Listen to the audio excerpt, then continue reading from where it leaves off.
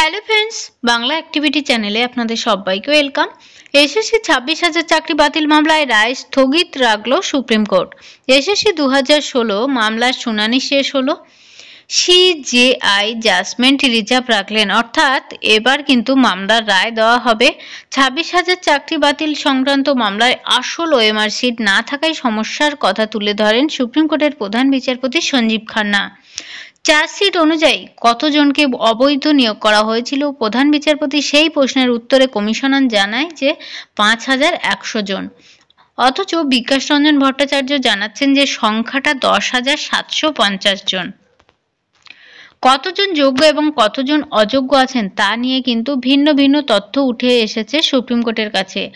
আজ কমিশনকে জিজ্ঞাসা করা হয় যে চার্জশিট অনুযায়ী কতজনকে অবৈধ নিয়োগ করা হয়েছিল। প্রধান বিচারপতি সেই উত্তরে কমিশন জানায় যে 5,100 জন। যদিও বিকাশ রঞ্জন ভট্টাচার্য জানাচ্ছেন সংখ্যাটা 10,755, অর্থাৎ কতজন অবৈধ তা কিন্তু চিহ্নিত করা যাচ্ছে না। তারপরে তো পৃথকীকরণ, সেই পৃথকীকরণের প্রক্রিয়া নিয়েও কোনো ঐকমত্যে কিন্তু পৌঁছানো যাচ্ছে না।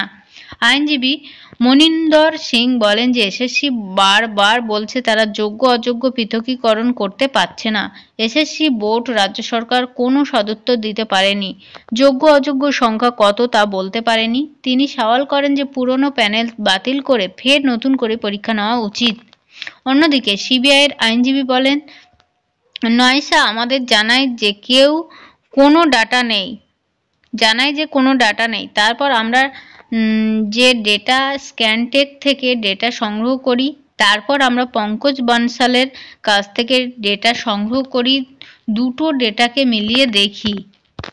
সিবিআই আইনজীবী দাবি করে ডেটা স্ক্যানটেক থেকে পাওয়া তথ্য এবং পঙ্কজ বানসালের তথ্য মিলেছে। পঙ্কজ বানসালের কাছ থেকে পাওয়া ডেটা নির্ভুল। সিবিআইয়ের আইনজীবী আরও বলেন যে এসএসসির কাছে যে ডেটা ছিল তাতে কারসাজি হয়েছিল।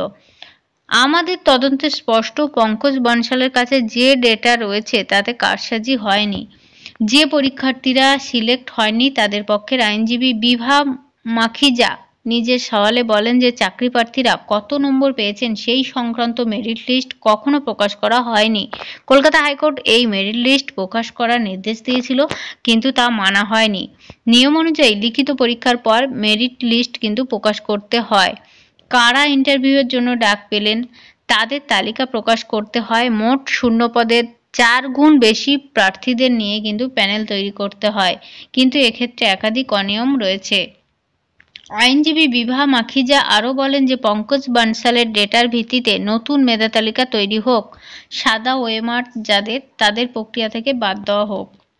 প্রধান বিচারপতি তখন বলেন, সিবিআই বলছে বানসালের ডেটা প্রকৃত সত্য, কিন্তু এক্ষেত্রে আমরা নিশ্চিত করে বলতে পারি না এটাই প্রকৃত ডেটা, কারণ আমাদের কাছে অরিজিনাল মার্কশিট নেই। আমরা পঙ্কজ বানসালের ডেটাকেও সন্দেহ করছি।